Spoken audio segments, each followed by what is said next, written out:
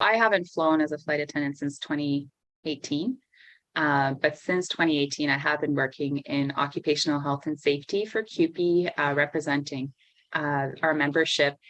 And so during the pandemic, I was attending to our membership as they were slowly but surely all becoming infected with COVID-19, which was obviously very overwhelming because back in early 2020, the news would change within 15 minutes. So things changed very quickly. The amount of work was very high.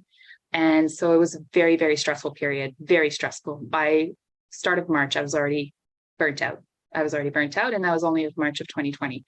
So we still had a long ways to go. We're very fortunate that we are a unionized workforce. And so we had access to sick days. We had access to a union that would protect us to make sure that our rights are being protected, and also to ensure that we had access to personal protective equipment, that we had access to policies and procedures that would protect us. And we even had leaves so that if family members were ill or with COVID, the parents could stay home and take care of their child. But just being able to have that social support network, that social safety net really made a huge difference. And that is part of the reason that I have been mobilized to seek a seat as a city councillor, because of that experience, because of what I've seen in my membership, but also through my personal lived experience with my brother, who has mental health, and he worked in a non-unionized workforce. He was working as a temp,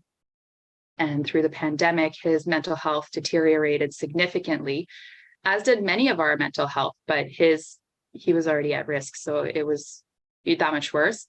So he lost his job. He couldn't afford his rent.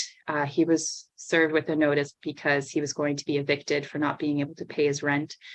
And because of the compounding of his mental health, it just made things worse. And so he experienced homelessness for 3 months. He already had physical ailments that were a direct result of living on the streets. Silly things that would never happen if you were living with a roof over your head. He had a toe infection, but he needed medical attention for that toe. But if you have access to a shower every day, your toes don't get that infected. It's just so unfair. It's not right. And something needs to be done about it. So I am running for politics, mostly driven by the social determinants of health. So my personal lived experience through my brother and through my work is really what's driven me.